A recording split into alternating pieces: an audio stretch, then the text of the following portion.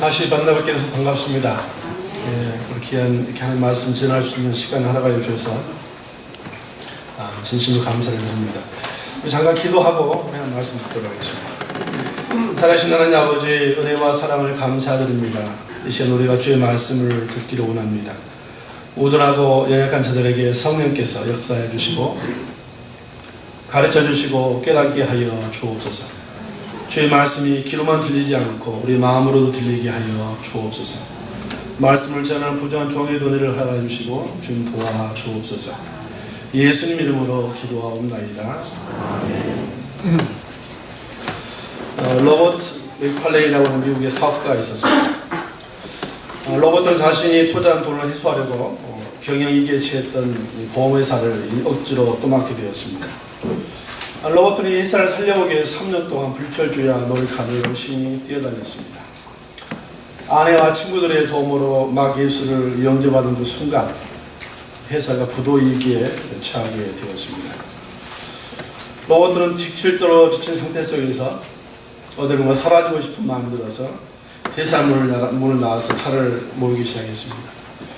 많은 생각들이 그의 머리를 스쳐갔습니다. 힘들었던 일들을, 또 고통스러웠던 일들, 그리고 지금 직면했던 회사의 많은 일들이 그의 머리를 스쳐가기 시작했습니다.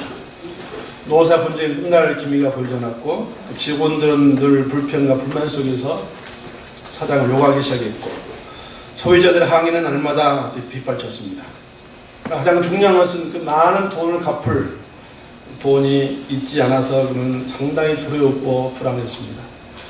그 생각이 차이려면 갑자기 자살하고 싶은 충동이 찾아왔습니다. 그래서 페달을 세게 밟았습니다. 그때 갑자기 그의 귀에 한 소리가 들렸습니다. 멈춰라. 이 소리가 너무나도 뚜렷하게 들렸습니다. 얼마나 뚜렷하게 들렸냐면 창 유리 앞에 마치 글자가 쓰여진 것처럼 그 소리가 들려서 차를 갓길에 세웠습니다. 그래서 또 한 소리가 들렸습니다. 내 아들 예수도 너처럼, 아니 너보다 더 힘든 상황들을 많이 겪었단다. 그러나 내 아들 예수는 그때마다 나를 찾았지. 너도 그렇게 해보지 않으렴. 그런 목소리가 들렸습니다. 이 목소리를 듣고 로버트는 한없이 그 자리에서 울다가 다시 회사로 돌아왔습니다. 그 회사로 돌아왔을 때 그가 해결해야 될 직면 문제가 22가지 넘었는데 그날 그 모든 문제들이 대부분 다 해결이 되었습니다. 노사 분쟁도 해결이 되었고, 고객들이 다시 회사로 돌아오기 시작했고, 또 그에게 보험료 연체도 해결할 수 있었습니다. 많은 문제들이 그날 해결됐다는 것입니다. 우리도 살아가면서 이런 위기들을 많이 만날 수 있습니다. 인생에 만난 이런 위기들은 바다에서 만난 폭풍처럼 예고 없이 찾아온다는 것입니다. 개인에게 찾아올 수도 있고, 또 부부간에 찾아올 수도 있고, 또 자녀들에게, 또 가정에, 여러분들 다니는 직장 가운데 이런 위기들이 찾아올 수가 있다는 것입니다. 오늘 본문의 말씀은 갈릴리 바다를 건너가다 갑자기 폭풍 만난 예수님과 제자들의 모습들을 보여주고 있습니다. 어느 날 예수님께서 가버나움에서 사역을 마치시고 저녁쯤에 배를 타고 다른 지역으로 건너가기 위해서 갈릴리 바다에서 배를 타셨습니다. 근데 갑자기 폭풍이 찾아왔고, 그 폭풍은 바다를 파도치기 위해서 많은 물들이 배 안으로 들어오게 있고, 그런데 예수님께서 여전히 주무시고 계셨고, 그런 가운데 제자들이 소리치며 예수님께 불렀을 때 예수님께서 그 파도들을 다 잔잔하게 가셨다는 내용의 말씀이 오늘 본문의 말씀입니다. 이 말씀은 마태, 또 마가, 누가복음 세 군데 다 나옵니다. 예수님이 행하신 지역들이 많이 있었을 텐데 이 세 제자들은 이 사건이 상당히 중요했던 것 같습니다. 마태도 기록하고 있고, 또 마가도 기록하고 있고, 또 누가도 동일하게 기록하고 있기 때문에 그렇다는 것입니다. 근데 마태복음을 보면은 왜 이 사건을 기록했는가 우리가 좀 더 자세하게 알 수가 있습니다. 마태는 예수님의 사역을 마태복음 4장 3절에서 이렇게 세 가지로 요약합니다. 예수님이 가르치셨다, 복음을 전하셨다, 모든 병자를 고치셨다. 이 말씀을 좀 영어로 보시면 더 정확하게 나오는데 teaching, preaching, healing 하셨다는 것입니다. 예수님이 티칭하는 부분들은 우리가 잘 아는 산상보험 마태복음 5장, 6장, 7장을 걸쳐서 잘 나옵니다. 힐링하는 부분은 마태복음 8장과 9장에서 나옵니다. 8장과 9장을 보시면 10가지의 기적들이 나옵니다. 그 10가지 기록들 가운데 네 번째로 나온 이 말씀이 오늘 본문의 말씀입니다.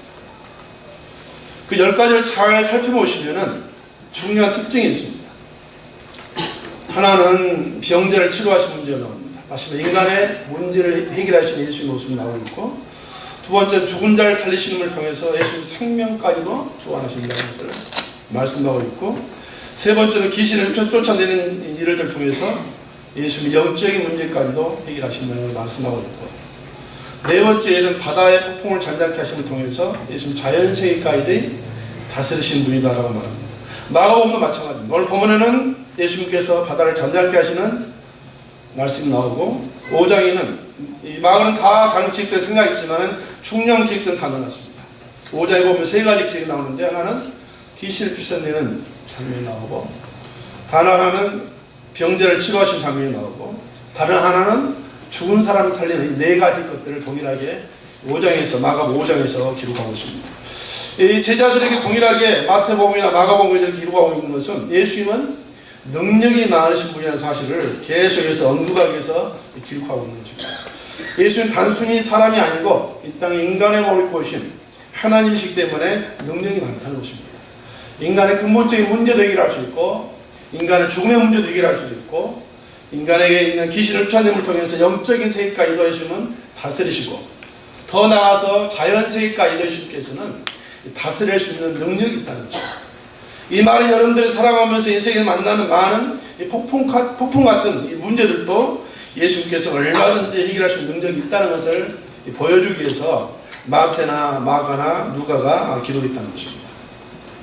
오늘 본문에 보시면 폭풍은 갑자기 예고 없이 찾아온 걸 볼 수가 있습니다. 37절에 보면 이렇게 말합니다. 큰 광풍이 일어나며 물결이 배에 부딪혀 들어와 배에 가득하게 되었더라. 예고하고 폭풍 만나는 게 아닙니다. 바다에서 만난 폭풍은 대부분 예고 없이 만납니다.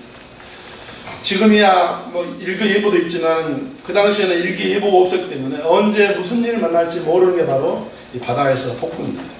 요즘도 과학이 많이 발전했지만 여전히 폭풍은 예고 없이 바다에서 만납니다.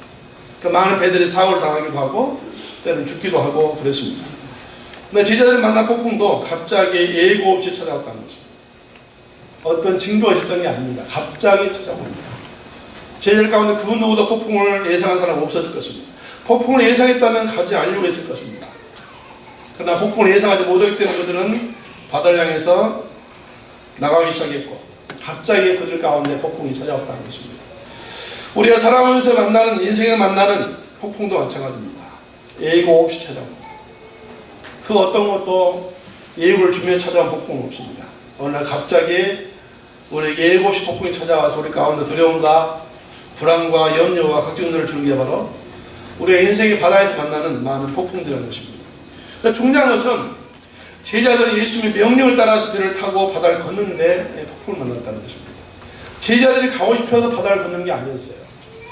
오늘 보면 35절 이렇게 말하죠. 그날 저물 때에 제자들이 이르시되 우리가 저편으로 건너가자 하시니 그렇습니다.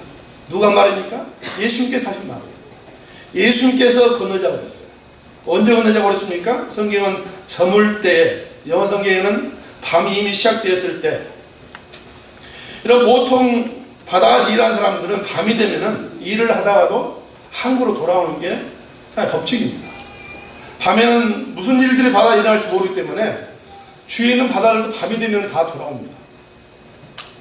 밤에는 주로 항해를 하지 않죠. 큰 배들이 아닌 이상.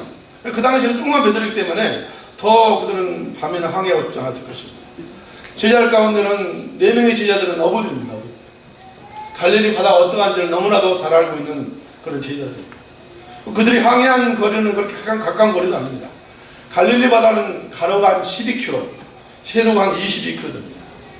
근데 마태복음 8장에 보면 이들이 이동했던 거리가 어디냐면은 저 위쪽에서, 다시 말하면 저 위쪽에서 남동쪽, 대각선 방향으로 배를 항해했다는 것입니다. 약 20km 정도 거리 되는 거리를 노를 저어서 항해하기 때문에 밤이 되면 안 가려고 하죠. 근데 예수님께서 가라고 하니까 억지로 출발한 거예요. 예수님의 말씀을 따라서 항해를 했으면 폭풍이 안 찾아와야 되는데 예수님의 말씀을 따라서 그들의 항해를 힘든 물 가운데 폭풍이 찾아왔다는 것입니다. 오늘 우리가 살아가면서 하나님의 말씀을 따라 살아도 삶 속에서 폭풍을 만날 수가 있습니다. 하나님의 말씀을 따라 살면 폭풍이 비껴가는 게 아니고 폭풍들이 여전히 우리 가운데 찾아올 수 있다는 것입니다. 하나님께 가라에서 갔는데 그 길 가운데 폭풍이 찾아올 수 있다는 것입니다. 바울은 주의 명령대로 세상 여러 지역을 돌아다니며 복음을 전했는데 그는 많은 폭풍을 만났습니다. 주의 명령을 따라서 복음을 전했는데 폭풍을 만났습니다. 주님께서 가라에서 갔는데 그는 많은 폭풍을 만났습니다. 감옥에 갇히기도 하고 매를 맞기도 하고 죽음에 이기에 처한 일들 여러 번 만나기도 했다는 것입니다. 오늘도 마찬가지입니다. 주님의 말씀에 순종해서 나아가는데 주님께서 하라고 해서 했는데 평탄할 줄 알았는데 평탄은커녕 많은 폭풍들을 삶 속에서 만날 수가 있다는 것입니다. 또 한 가지 알 수 있는 것은 그 배에는 예수님이 계셨는데도 폭풍이 찾았다는 것입니다. 31절 이렇게 말하죠. 그들이 무리를 따라 예수를 배에 계신 그대로 모시고 가며 다른 배들도 함께 하더라고 했습니다. 예수님 없이 혼자 제자들만 배를 타고 간 게 아닙니다. 그 배 안에는 예수님도 함께 계셨습니다. 예수님은 멀리서 한 지역에 한 곳에서 주무시고 계셨습니다. 예수님이 계시다면 조금 전에 행한 많은 기적들 행하신 분이 계시다면 폭풍이 찾아오지 않아야 되는데 예수님이 그 배 안에 계시는데도 그들 가운데는 폭풍이 찾아왔다는 것입니다. 우리가 예수를 믿고 살아도 주님 안에서 살아도 여러분들 살아가면서 폭풍을 만날 수 있습니다. 예수 믿기 때문에 모든 삶이 평탄할 것이다. 예수 믿기 때문에 많은 복을 받고 살 것이다. 예수님께서 모든 일들이 잘 될 것이다 생각한다면 그건 복음이 아닙니다. 예수 믿고 살아도 내가 주님 안에서 살아도 우리는 살아가면서 폭풍을 만날 수 있습니다. 삶 속에 많은 고통들을 찾아올 수 있습니다. 실패할 수 있습니다. 어려움을 만날 수 있습니다. 빨리 죽을 수도 있고 그렇습니다. 저희 어머니도 작년 딱 이맘때 돌아가셨습니다. 사고로 돌아가셨습니다. 제가 미국 나온 지 한 20년 됐는데 20년 딱 두 번 뵀습니다. 그러니까 불효자죠. 제가 아들 하나인데 20년 동안 딱 두 번 뵀으니까 큰 불효자죠. 근데 너무나 건강하셨습니다. 돌아가실 것이라고 생각도 못했습니다. 한 번도 생각도 못했습니다. 사고로 돌아가셨어요. 사고 날 지역이 아니에요. 보니까 사고 날 지역이 아닌데 어떻게 사고로 돌아가셨어요. 전혀 예상치 않게 찾아온 일이었습니다. 여러분 누구든지 이런 일들을 예수 믿고 살아도 만날 수 있습니다. 실패할 수 있고 자녀들 가운데 문제가 찾아올 수도 있고 불치의 병이 찾아올 수 있다는 것입니다. 예수 믿으면 모든 것이 잘 될 것이다. 그건 복음이 아닙니다. 이 배 안에는 예수님이 계셨습니다. 천지 만물을 창조하신 예수님이 계셨습니다. 좋은 명가에만 해도 말씀으로 많은 병자를 치료하셨던 그 예수님이 계시는데도 불구하고 그들은 배를 타고 가면서 폭풍을 만났다는 것입니다. 여러분들이 예수 믿고 살아도 실패할 수 있고 어려움을 만날 수 있고 폭풍을 만날 수 있다는 것입니다. 중요한 것은 우리가 그런 폭풍들을 만났을 때 가져야 될 자세입니다. 자세. 세상 사람들은 그런 일들을 만나면 두려워합니다. 불안해합니다. 죽겠다라고 소리칩니다. 오늘 본문에 나온 지혜도 마찬가지입니다. 이들이 폭풍을 만났을 때 어떤 반응을 보였습니까? 38절에 이렇게 말합니다. 예수께서 고물에서 대기를 펴고 주무시더니 제자들이 깨우며 이르시되 선생님이여 우리가 죽게 된 것을 돌보지 아니하시나이까 아니었습니다. 제자들은 두려워했습니다. 불안했습니다. 보통 폭풍이 아니라 바람에 굳어서 배 안에 물이 가득 찰 정도로 심한 폭풍이 불었습니다. 마태나 마가나 누구는 동일하게 제자들 죽겠다는 표현을 동일하게 사용합니다. 죽을지도 모르겠다는 그런 상황까지 이르게 됐다는 것입니다. 예수님 옆에 계시는데 그들은 두려워했습니다. 병자를 치료하시고 계시를 쫓아내시고 심지어 죽은 자까지 살리시는 그 예수님 옆에 계셨는데 제자들은 두려워했다는 것입니다. 오늘날 오늘도 아마 동일할 것입니다. 폭풍이 찾아오면 제일 먼저 찾아온 생각들은 두려움일 것입니다. 불안하죠. 잠이 오지 않고 밥맛이 없고 사람들 만나기 싫고 한숨만 나오고 가끔씩 죽고 싶은 생각들이 찾아오고 오늘 본문에 나온 제자들의 모습들이 바로 그랬다는 것입니다. 죽을지도 모른다는 그런 상황 가운데 그들이 처해 있었다는 것입니다. 그러나 그리스도인들이 살아가면서 폭풍을 만난다 할지라도 두려워하지 않아야 될 이유들이 있습니다. 왜 우리는 살아가는 폭풍을 만났을 때 세상 사람처럼 염려하고 두려워하고 불안할 것이 아니라 두려워서는 안 됩니까? 오늘 본 말씀 보시면은 예수님이 배 안에 계시기 때문에 그렇습니다. 천지를 말씀으로 창조하신 주님이 배 안에 계시기 때문에 우리가 살아가면서 폭풍을 만난다 할지라도 두려워서 안 된다는 것입니다. 마태나 마가가 누가 동일하게 이 기적을 기록하고 있는 것은 이 사실을 말하기 위함입니다. 예수님은 전능하신 분이다. 예수님은 병자도 치료할 수 있고, 예수님은 죽은 자도 살릴 수가 있고, 예수님은 귀신도 쫓아낼 수가 있고, 예수님은 자연세계까지도 지배하시는 전능하신 하나님이시다. 그래 우리가 살아가는 인생에 만나는 많은 폭풍들도 예수님이 여전히 다스릴 수가 있고, 없앨 수가 있고, 제거할 수 있는 능력의 하나님이기 때문에 두려워하지 말라는 것입니다. 두려워할 대신에 우리는 예수님을 찾아야 되고, 예수님을 바라봐야 되고, 예수를 의지해야 되는 것입니다. 여러분, 그리스도인들과 세상 사람들과의 차이는 그겁니다. 세상 사람들은 어려운 일을 만났을 때 의지할 곳이 없습니다. 바라볼 곳이 없습니다. 그때 그들은 좌절하고 두려워하고 불안해하고 염려합니다. 어떻게 해야 될지 모릅니다. 제자들은 지금 옆에 예수님이 계십니다. 천지 만물을 창조하신 하나님, 말씀으로 죽은 자를 다시 살리신 하나님, 그분이 계신다는 것입니다. 그분이 계시기 때문에 폭풍을 만난다 할지라도 두려워서는 안 된다는 것입니다. 불안해하고 염려하고 좌절해서는 안 된다는 것입니다.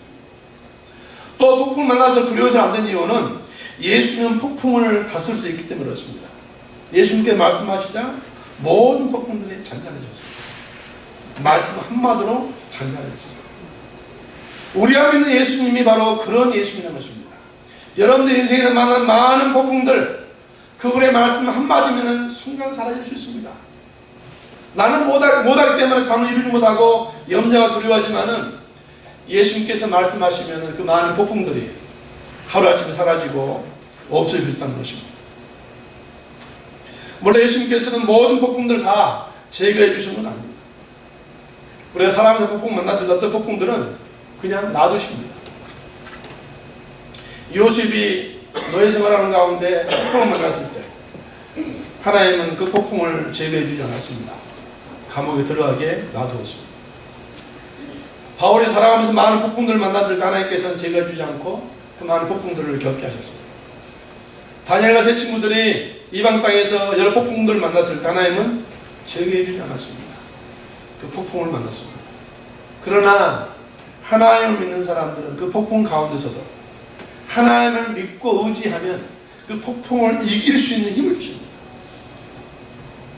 폭풍이 찾아왔지만은 내가 주님을 의지하고 주를 바라볼 때, 전능하신 주님이 함께 하시면 내가 믿고 살아갈 때 그 폭풍을 잘 이겨나갈 수 있는 힘과 능력을 주신다는 것입니다.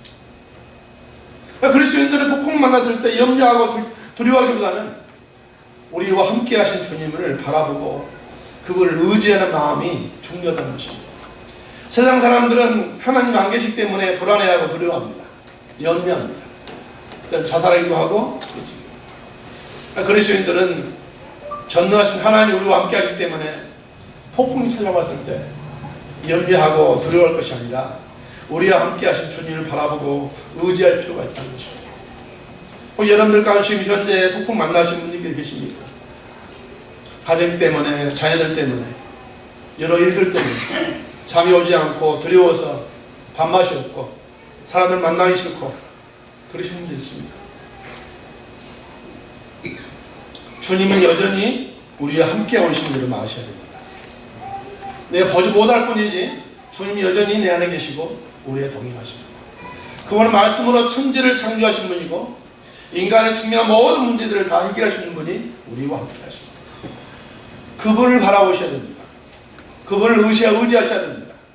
그분을 바라볼 때 주님께서 여러분들의 힘을 주실 것입니다. 그분을 바라볼 때 주님께서 여러분들 직면한 이런 폭풍들을 제거해 주실 것입니다. 그러다 궁금한 것은 왜 예수님께서 이 폭풍들이 이 제자들 가운데 찾아오고 계실까요?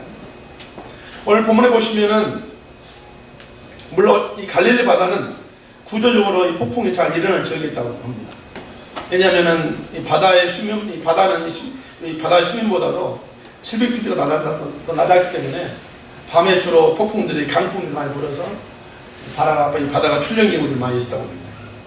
근데 오늘 본문을 자세히 보시면은 이 강풍이 어떤 목적을 가지고 찾아왔다는 사실을 알 수가 있습니다. 왜냐하면은 본문을 보시면 밤이 되는 예수님께서 갈릴리 바다를 건너자고 하기 때문입니다. 밤이 되면은 바다를 건너가지 않아야 되는데 예수님께서는 밤이 되었을 때 갈릴리 바다를 건너자고 했어요. 두 번째 이유는 예수님이 강풍이 일어난 이후에 제자들에게 하신 말씀입니다. 왜 믿음이 없느냐? 이 말씀하셨죠. 또 세 번째는 제자들의 반응입니다. 예수님이 다시 누군지를 또 한 번 그들이 알게 됐다는 것입니다. 이러한 여러 목격들 때문에 그들 가운데 폭풍이 찾아왔다는 것입니다. 물론 우리 삶 속에 찾아오는 여러 강풍들의 목적을 알 수는 없어요. 어떤 강풍은 우리가 잘못해서 찾아온 강풍들도 있기 때문에 그렇습니다. 여러분들 실패해가지고 여러분들 만난 강풍이라면은 내가 잘못 찾아온 강풍이라면은 내가 잘못 찾아온 강풍들이죠. 내 운전을 잘못해가지고 사고 나가지고 불구조가 됐다. 내가 잘못한 것이죠. 어떤 강풍은 다른 사람들의 잘못을 인해 찾아온 강풍도 있습니다. 다른 사람 문제를 잘못해가지고 내가 어려움에 졌다. 다른 사람 때문에 찾아온 강풍입니다. 또 어떤 강풍들은 악인들에 의해 찾아온 강풍들도 있죠. 강도가 사람 죽였다든지 우리 집안의 물건들 빼앗았다든지 9.11 사태라든지 이런 모든 것들은 악인들 때문에 생기는 강풍들입니다. 어떤 시련들은 또 실현의 목적으로 찾아온 것도 있죠. 하나님께 우리를 연단하시기 위해서 강풍을 주는 경우도 있다는 것입니다. 또 어떤 강풍들은 징계의 목적으로 찾아오는 겁니다. 불순종의 삶을 살고 있을 때 우리를 순종의 길로 이끌기 위해서 하나님께서 강풍을 허락하신 경우도 있다는 것입니다. C.S. 루이스는 이것을 하나님의 학성기라고 말합니다. 이런 모습들은 이스라엘 역사 속에서 얼마든지 볼 수가 있죠. 이스라엘 백성들이 잘못된 일을 할 때마다 하나님께서는 강풍을 허락하셔서 그들로 하여금 깨닫고 다시 하나님께 돌아오게 하는 경우들이 많이 있습니다. 또 어떤 강풍은 뭔가 깨달음 주기 위해 찾아온 강풍들도 있습니다. 하나님에 대해서, 나 자신에 대해서, 예수 그리스도에 대해서 뭔가 깨달음 주기 위해서 찾아오는 이 강풍들도 있다는 것입니다. 그 강풍들 여러 이유들 때문에 우리 가운데 찾아올 수가 있습니다. 그러나 많은 경우 그 강풍이 왜 찾아왔는지 이유와 목적을 모를 수가 있습니다. 물론 하나님은 아실 것입니다. 그러나 우리는 모르고 수없는 강풍들 인생에서 만날 수가 있다는 것입니다. 그러나 오늘 본문에 보시면 제자들이 찾아온 강풍은 몇 가지 목적 때문에 찾아온 것을 알 수가 있습니다. 40절 41절 이렇게 말합니다. 이에 제자들이 이르시되 어찌하여 이렇게 무서워하느냐 너희가 어찌 믿음이 없느냐 하시니 저희가 심히 두려워하여 서로 말하되 저가 너희기에 바람과 바다라도 순종하는고 하였더라고 말합니다. 첫째 찾아온 목적은 강풍을 통해서 제자들의 자신들의 믿음의 상태를 알도록 하기 위해서 찾아왔다는 것입니다. 예수님 그랬죠. 어찌 믿음이 없느냐. 여러분 제자들은 예수님과 함께 가장 가까이서 따라다니는 사람들이기 때문에 스스로 생각하기를 우리 믿음이 많은 사람들이다. 예수의 말씀 들었고 예수의 수많은 기적들을 보았기 때문에 자신들이 스스로 참 우리 신은 좋다. 저 사람들과 좀 달라. 신앙의 교만 가운데 빠질 수가 있죠. 여러분 오늘날 교회 안에서 그런 분들 많이 있었습니다. 자신의 직분 때문에 또 성경 공부를 많이 했기 때문에 교회를 오래 다녔기 때문에 나는 믿음이 참 좋다. 나는 신앙이 참 좋다. 그런 분들이 많이 있을 수가 있습니다. 제자들도 마찬가지입니다. 그런데 강풍 하나가 찾아오니까 그들의 신앙이 다 드러났어요. 강풍 만났을 때 그들의 신앙이 다 드러났습니다. 예수님이 책망한 겁니다.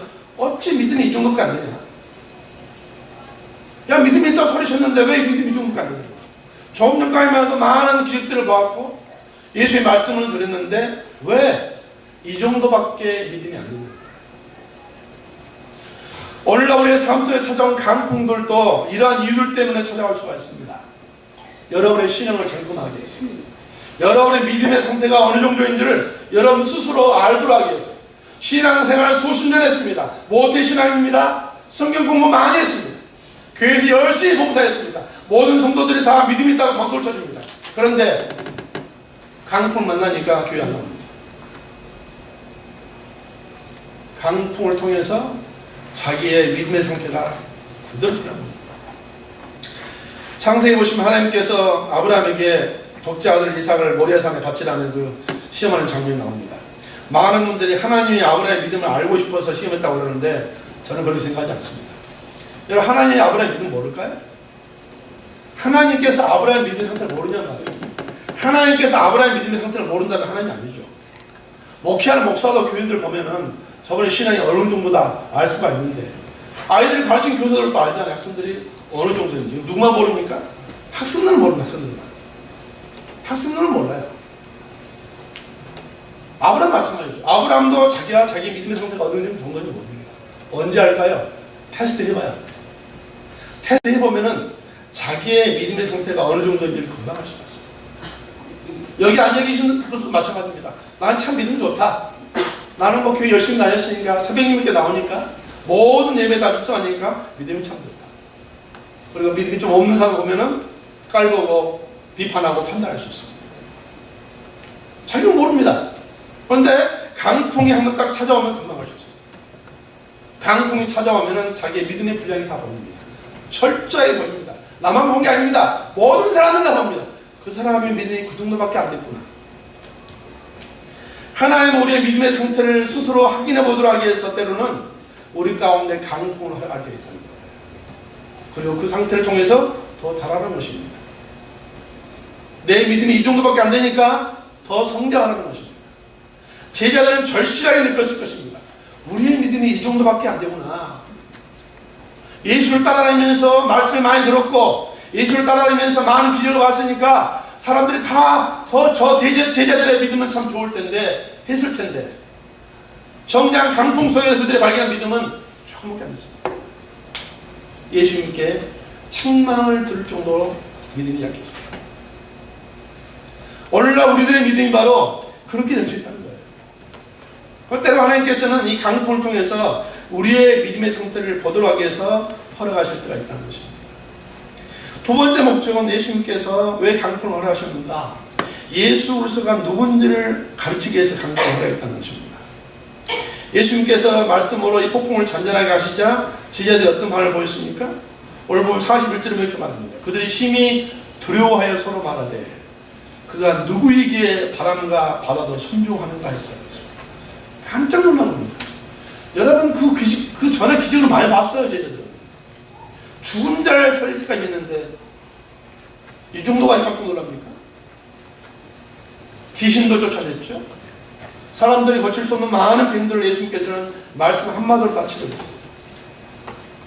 근데 이 제자들이 예수님께서 이 강풍을 잔잔하게 하는 이 일을 통해서 또 뭘 발견합니까? 또 예수를 배운 거예요. 또 예수가 누군지를 안 겁니다. 또 예수님이 어떤 분인지를 또 한 번 합니다. 이 말은 무슨 말씀일까요? 우리는 예수님을 계속해서 알아가야 한다는 것입니다. 계속해서. 어느 정도 내가 교회 다녔으니까 나 예수 많이 알고 있다. 나는 어느 정도 성경을 많이 읽었으니까 예수를 많이 알고 있다. 교만한 것입니다. 하나님께 우리들에게 성경을 준 주된 목적 가운데 하나는 하나님과 예수님이 누구신지를 깊이 알도록 하기 위해서입니다. 호세라는 북쪽 이스라엘 나라가 타락했을 때 그 타락의 원인이 뭔가를 이렇게 지고 하나님에 대한 알매 붙여요. 하나님을 잘 몰랐다는 거예요. 그들 하나님 몰랐을까요? 날마다 입만 열면 하나님이었는데, 입만 열면 하나님 믿는 사람들. 그 나라 자체가 하나님의 중심으로 뭉쳐진 나라고, 율법이 있고 성전이 있는데 수없이 듣는 말 하나님. 정작 하나님이 누군지를 잘 모르는 겁니다. 하나님이 누군지 잘 모르니까 죄를 범하고 하나님을 불신하고 다른 것들 의지하며 상을 볼 수가 있습니다. 우리 인생에서 하나님과 주 예수 그리스도를 알아가는 것만큼 중요한 게 없죠. 바울도 빌립보 3장에서 예수를 아는 지식이 가장 고상한 지식이라고 했습니다. 그래서 그 예수를 더 깊이 알게 해서 자신이 의지하고 신뢰했던 모든 것들을 다 배설물처럼 여겼단 말입니다.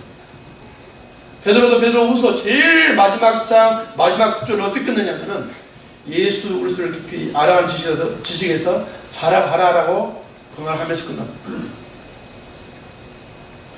예수를 깊이 아셔야 됩니다. 성경 공부 몇 개 끝냈기 때문에 예수를 많이 알고 있다. 그 정도가 아닙니다. 예수를 깊이 아셔야 됩니다. 제자들은 3년 동안 예수를 따라다녔지만 그 이후에도 예수를 깊이 알아가는 삶을 살았습니다. 바울도 예수가 누군지를 깊이 알았지만 죽는 그날까지 그는 예수를 깊이 알아가는 삶을 살았습니다. 예수님이 폭풍을 통해서 제자들에게 예수가 누구인지를 다시 한번 보여준 겁니다. 또 다른 면을 보여준 겁니다. 우리가 알지 못한 부분을 또 보여준 겁니다. 우리가 말씀을 통해서 예수를 만나고 하나님의 말씀을 배워갈 때, 주의 말씀을 들을 때 우리는 또 내가 알지 못하는 예수를 또 만납니다. 또 읽으면 또 만납니다. 계속 우리가 예수를 알아갈 때 우리의 신앙이 자랄 수가 있고 그 예수 그리스도 안에서 영생의 삶을 살 수가 있고 예수 그리스도 안에서 참된 풍요의 삶을 살 수가 있습니다. 이걸 알면은 물질을 통해서 세상을 통해서 쾌락을 통해서 다른 것도 통해서 풍성함을 추구하려고 하지 않죠. 이걸 모르니까 몸은 교회 안에 있지만 여전히 또 나가면은 세상의 방식으로 풍성함을 추구하려고 하죠. 뭔가 더 많이 가져서 뭔가 더 많이 소유해서 뭔가 좀 더 올라가서 뭔가 좀 많이 집어넣어서 그럼 좀 내가 풍성한 삶을 살지 않을까? 학위를 받으면 내가 좀 풍성한 삶을 살지 않을까? 좋은 직장에 취직하면 좀 풍성한 삶을 살지 않을까? 그런 분들 있습니까? 여기는 그런 분들 많이 있을 겁니다. 아마 여기 박사학위를 받고 한국의 대기업에 취업하신 분들 많이 있을 거야. 그분들이 풍성한 삶을 살고 있다고 이야기하십니까? 집이 넓어졌고 집안에 가진 것들이 좀 달라졌고 있는 것들이 달라졌고 통장에 좀 액수가 좀 많아졌으니까 참 인생이 행복하더라. 당신도 또 열심히 공부해가지고 학위 받아가지고 나처럼 살아라. 그런 분들 계세요? 세상 그 어디에도 우리에게 풍성함을 줄 수 있는 것은 없습니다. 참된 풍요와 풍성함은 예수 그리스도 안에 있습니다. 그래 예수님께 이 땅에 오신 이유가 뭐라고 하십니까? 우리를 구원할 뿐만 아니라 우리를 더 풍성하게 하기 위해서 예수님께 이 땅에 오셨다고 그랬습니다. 그런데 내가 예수를 더 깊이 알아가면 알아갈수록 삶의 풍성함을 더 많이 경험할 수 있어요. 다 할 수 있습니다. 돈은 더 알아가면 알아갈수록 피곤하게 만듭니다. 더 비교하고 싶고 더 많이 갖고 싶어하고 한국에 여러분 그 문치 요즘 시끄러운데 뭐 때문입니까 여러분? 돈 때문입니다. 깊이 들어보세요. 어느 정도 가지면 사람을 만족해야 되는데 만족 못하잖아요. 많이 가지면 가질수록 더 갖고 싶어하죠. 저처럼 돈이 없는 사람들은 별로 생각도 없습니다. 많이 가지면 가질수록 저 사람 돈이 많이 있으니까 되겠지. 그런 분 보셨습니까? 예수 안에 내가 깊이 뿌리를 내리지 않는 이상은 아무리 돈을 많이 가져도 만족이 없습니다. 많이 가지면 가질수록 더 갖고 싶은 게 사람이 없습니다. 그리고 더 많이 가지면 가질수록 삶이 달라지겠지. 입는 게 달리면은, 타고 다니는 게 달리면은, 사는 게 좀 다르면은 뭔가 인생이 좀 달라지겠지. 그런 착각 속에서 삽니다. 그러나 여러분, 그러한 삶을 이미 경험해 보신 솔로몬이 뭐라고 그랬습니까? 전도서 여러분 1장 첫 구절부터 뭐라고 해요? 허무한 단어를 한 구절에서 5번 넣어요. 참 인생 허무하다. 다 가져왔다는 겁니다. 돈도 가져왔고, 안에도 1000명. 궁전에서는 은들이 돌처럼 굴러다니라고 했어요. 막강한 권력과 놀라운 지위가 있었지만, 하나님을 떠나 살아보니까 다 허무하다는 것이죠. 허무함의 깊이가 더 깊어집니다. 세상 것들을 더 많이 가지면 가질수록 허무함의 깊음은 더 깊어집니다. 목마름의 깊이는 더 깊어져서 애진 것을 가지고 오는 자는 목마름이 채우지 않습니다. 오늘날 미국 땅에 1년에 연봉 몇천만 원씩 받는 스포츠 선수들, 연예인들 보세요. 자주 바꾸죠. 뭘 바꿔요? 아내도 바꾸고 남편도 바꾸고. 왜 바꾸죠? 만족이 없어요. 그래서 어느 날 보면 어느 날 어떤 호텔에서 죽었다 뉴스 나오죠. 뭐죠? 약물 가사 복용. 힘드니까. 약물을 통해서 뭔가 짜릿함을 노려보려다가 죽은 거죠. 우리의 삶에 참된 행복의 원천인 예수 그리스도. 제자들은 또 한 번 예수님을 발견한 거예요. 예수님 또 이런 일을 통해서 제자들에게 또 다른 모습을 보여준 겁니다. 이런 모습을 계속 경험해야 돼. 언제까지요? 죽을 때까지.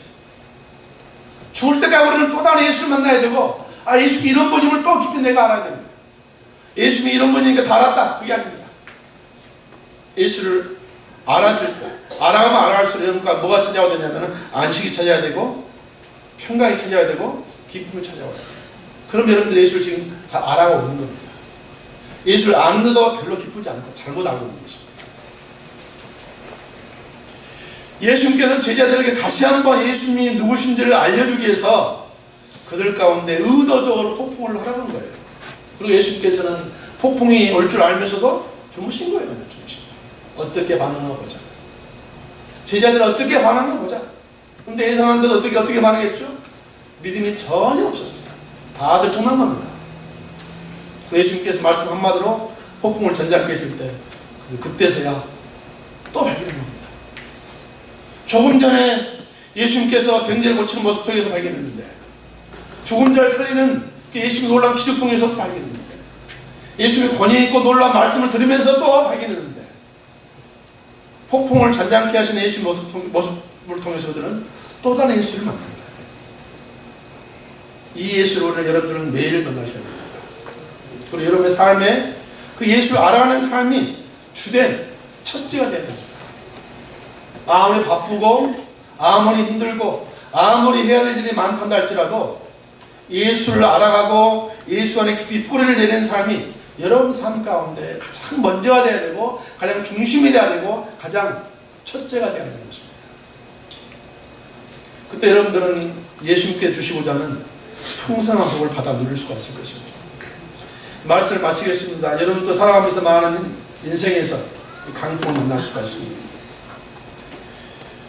저희들 또 주에 몇 명 들어 배를 타고 갔는데 강풍이 찾아왔고 그 배 안에는 예수님이 계셨는데도 그 강풍이 찾아왔습니다.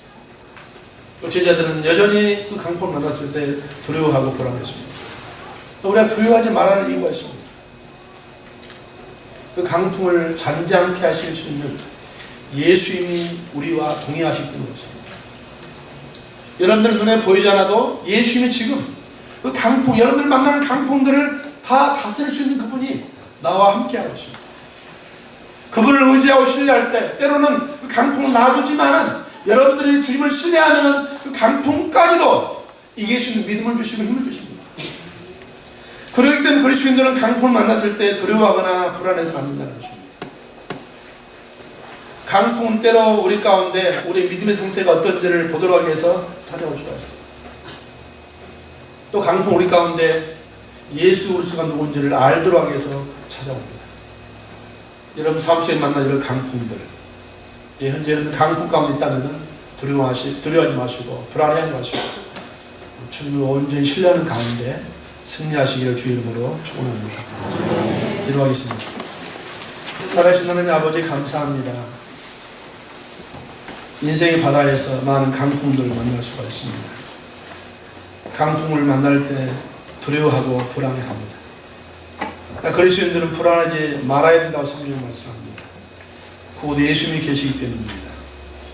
예수님께서 우리와 함께 하시기 때문입니다. 말씀 한마디로 모든 강풍을 다스리는 예수님께 우리와 함께 하시기 때문에 그리스도인들은 두려워하지 말라라고 성경은 말씀합니다. 이 자리에 강풍 가운데 있는 성도들이 있습니까? 그때 눈을 열어서 전능하신 주님을 바라보게 하여 주옵소서. 주님을 의지하게 도와주시고 신뢰하게 도와주옵소서. 주님을 의지하는 가운데 강풍들을 잘 이겨내 나갈 수 있도록 은혜를 도와여 주옵소서. 예수님의 강풍을 통해서 예수가 누군지를 우리들에게 가르치셨습니다. 삶 속에 만난 많은 강풍을 통해 우리를 또 예수를 더 알아가게 도와주시고 예수를 더 신뢰하게 도와주십시오. 예수 안에 더 깊이 뿌리를 내리며 살아갈 수 있도록 은혜를 도와여 주옵소서.